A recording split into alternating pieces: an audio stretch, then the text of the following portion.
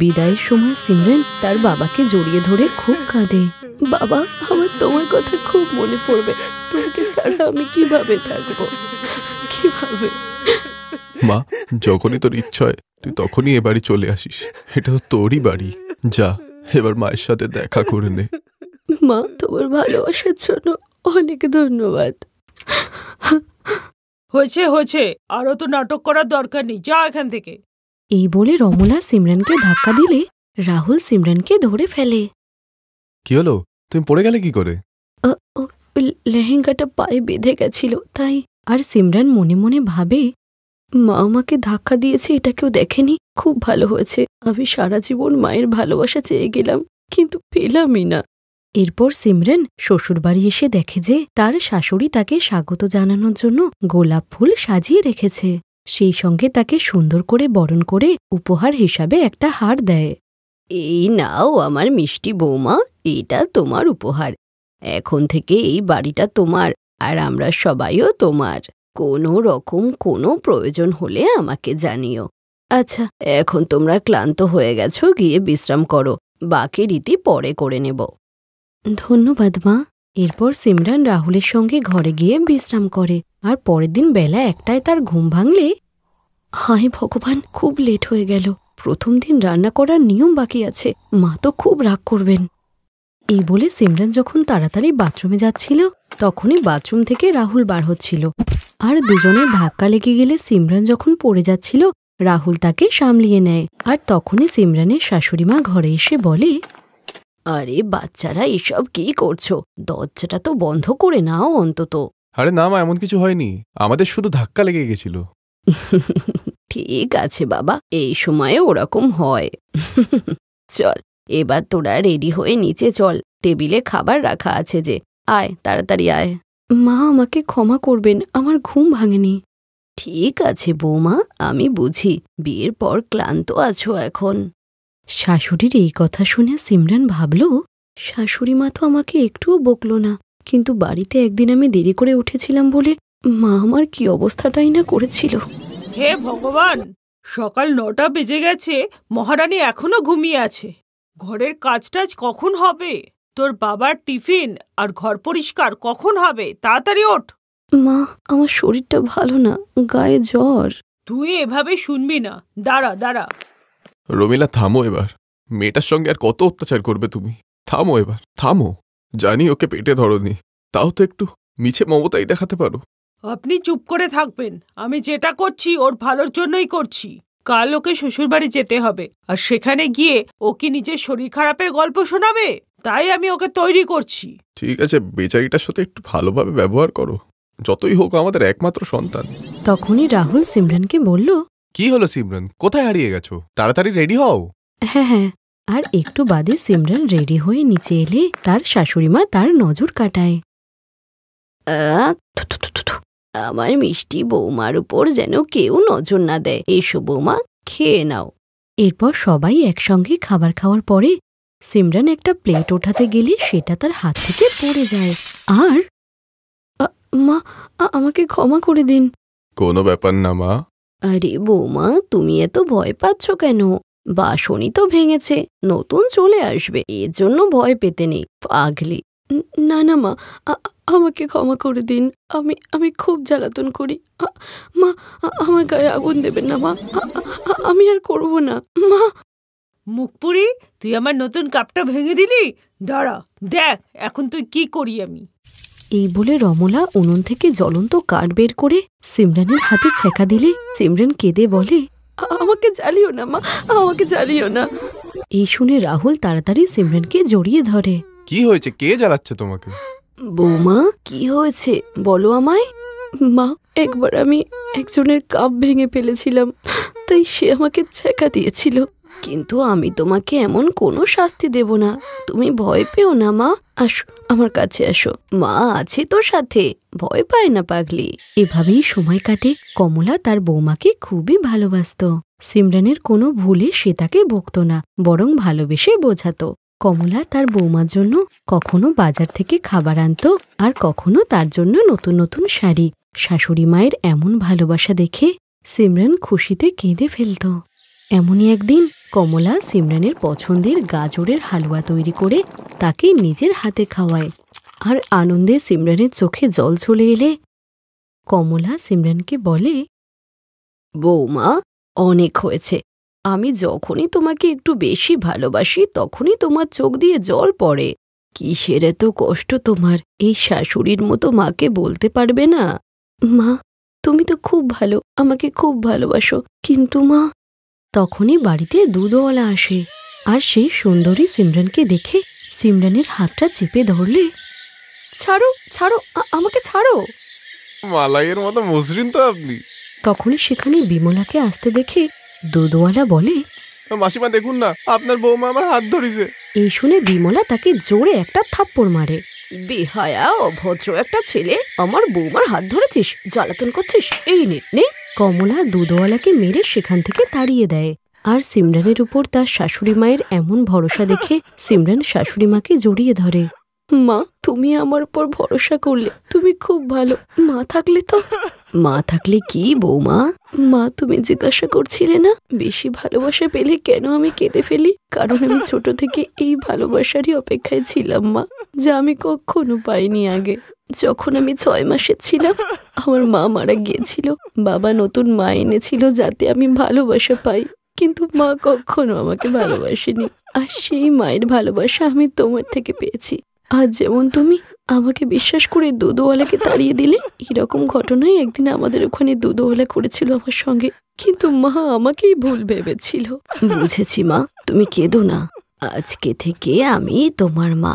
আর রমলা দিদি তোমাকে মায়ের ভালোবাসা না দিলেও যশোদা মায়ের মতো মানুষ তো করেছে, তাই তো আমি এমন মিষ্টি একটা মেয়ে পেলাম। আর তখনই দরজার সামনে মনোহর আর রমলা এসে সিমরানদের এইসব কথা শুনে কেঁদে ফেলে। আর রমলা নিজের ভুলটা বুঝতে পেরে সিমরানের কাছে ক্ষমা চায়। আর ওই দিনের পর থেকে সিমরান তার সৎ মা আর শাশুড়ি মা দুজনেরই ভালোবাসা পায়।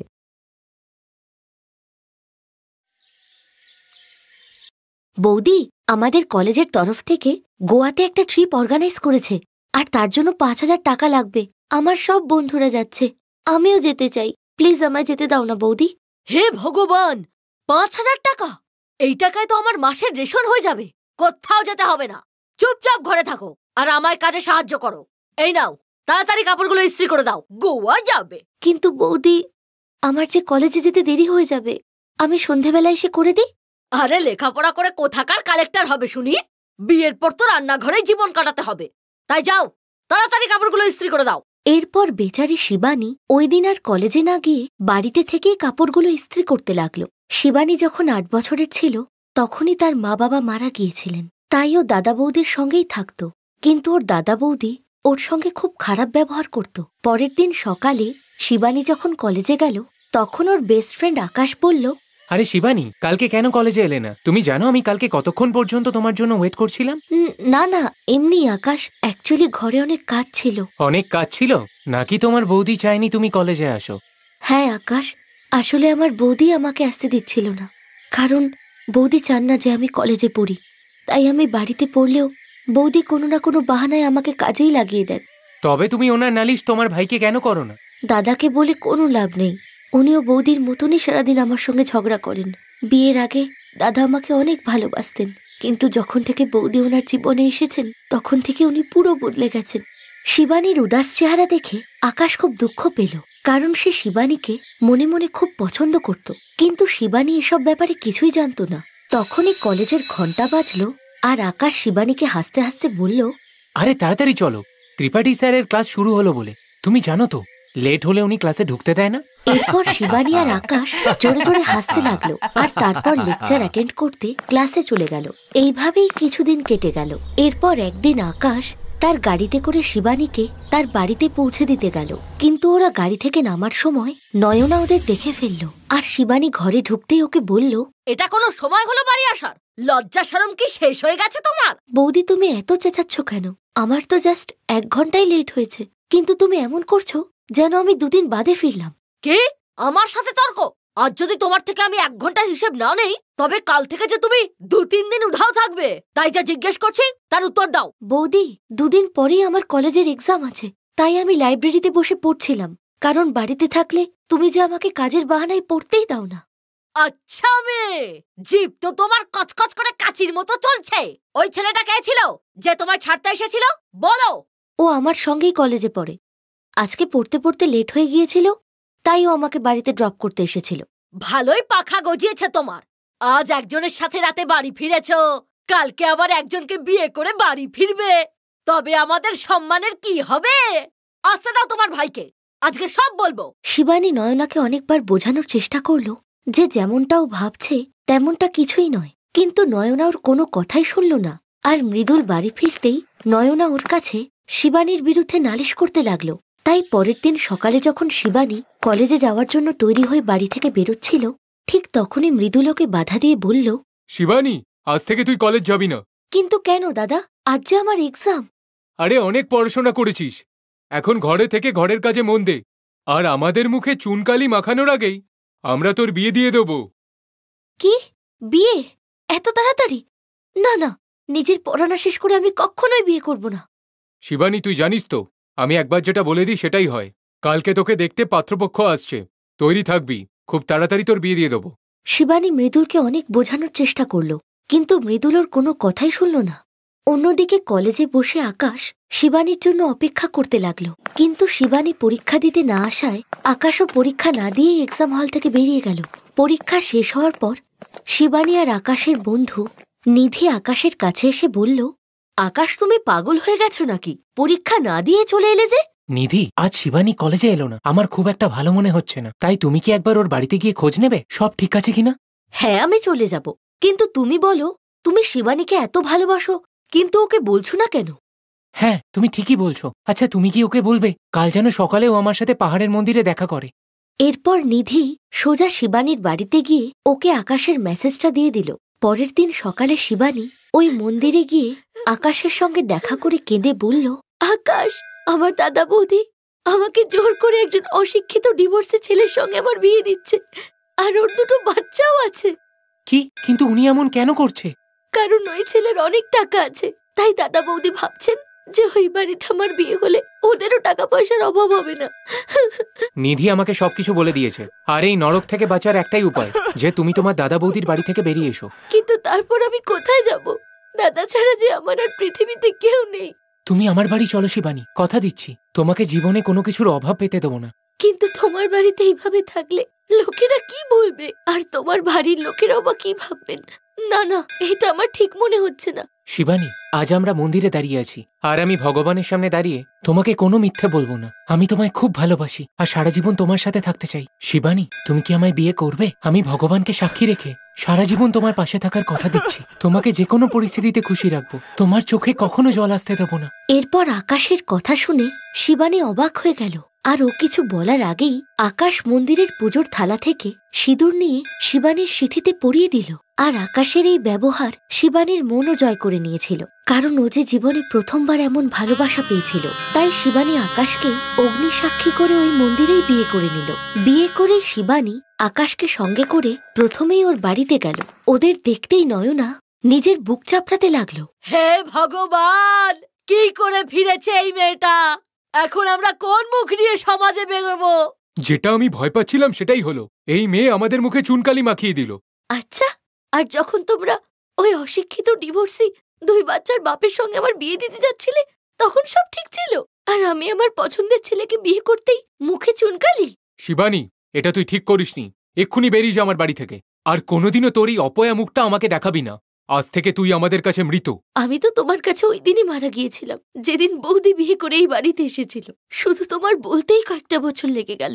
এরপর আকাশ যখন শিবানীকে গাড়ি করে তার বাড়িতে নিয়ে যাচ্ছিল, তখন শিবানী ওকে জিজ্ঞাসা করলো, আকাশ, তোমার ভয় করছে না? আমার তো খুব ভয় করছে। জানি না তোমার বাবা মা কি বলবেন, জানি না ওরা আমাদের এই সম্পর্কটা মানবেন কিনা। তুমি ঘাবড়িও না শিবানী, ভগবান যদি চায় তাহলে সব ঠিক হয়ে যাবে। বাড়ি পৌঁছেই আকাশ গাড়ি থেকে নেমে শিবানীর দিকের দরজাটা খুলে ওকে গাড়ি থেকে নামতে বলল। এরপর শিবানী ভয়ে ভয়ে বাড়ির দরজা খুলে ঘরে ঢুকতেই ওদের ওপর হঠাৎ করে পুষ্পবৃষ্টি হতে লাগলো, আর শিবানীর শাশুড়ি মা হাতে বরণডালা নিয়ে দাঁড়িয়েছিলেন। শিবানী এইসব দেখে অবাক হয়ে গেল। আকাশের মা বাবা খুব স্নেহ ভরেই শিবানীকে ঘরে বরণ করে নিলেন, আর উপহার হিসেবে ওকে অনেক সোনার গয়নাও দিলেন। এরপর মা বাবার পা ছুঁয়ে আশীর্বাদ নেওয়ার পর শিবানী আকাশকে বলল, আকাশ, এবার তো বলো এইসব কি হচ্ছে? তোমার বাবা মা রাগ করার বদলে আমাদের বরণ করে নিচ্ছেন। আমি তো কিছুই বুঝতে পারছি না। বলছি বাবা, সব বলছি। আসলে আমি আমার মা বাবাকে তোমার ব্যাপারে আগে থেকেই সব বলে রেখেছিলাম, আর ওনারাই আমায় বলেছে যে তোমাকে যেন আমি আজই বিয়ে করি, আর তোমাকে ওনাদের পুত্রবধূ করে যেন আজই নিয়ে আসি। আর এই সব কিছুর আইডিয়া মা বাবারই ছিল। ও আচ্ছা, তাই মন্দিরে আমি জবাব দেওয়ার আগেই তুমি আমার সিঁথিতে সিঁদুর পরিয়ে দিলে, যাতে আমি তোমায় বারণ না করতে পারি। হ্যাঁ, তাই আমার মা বাবা সকাল থেকে এইসব প্রস্তুতি করছে। ওরাই ঘরটাকে সাজিয়েছে, গিফটও এনেছে, আর ফুলের আইডিয়াটাও ওনাদেরই ছিল। সত্যি আকাশ, তোমার বাবা মা খুব ভালো মানুষ। তোমার নয়, আমাদের। আজ থেকে যে ওরা আমাদের মা বাবা। হ্যাঁ, আমাদের মা বাবা খুব ভালো। এরপর ওরা দুজন গ্র্যাজুয়েশন পাশ করলো, আর তারপর দুজনেই এমএনসি কোম্পানিতে চাকরি পেয়ে গেল। Best buddies. হ্যালো ফ্রেন্ডস, এই ভিডিওটা দেখার জন্য ধন্যবাদ। যদি এই ভিডিওটা তোমাদের ভালো লেগে থাকে তাহলে প্লিজ লাইক, সাবস্ক্রাইব আর কমেন্ট অবশ্যই করবে এই ভিডিওতে। আর হ্যাঁ, শেয়ার করতে ভুলো না কিন্তু। আরো অনেক মজাদার ভিডিও দেখার জন্য নিচে দেওয়া এই বেল আইকনটাকে প্রেস করো। দেখতে থাকো বেস্ট বাডিজ।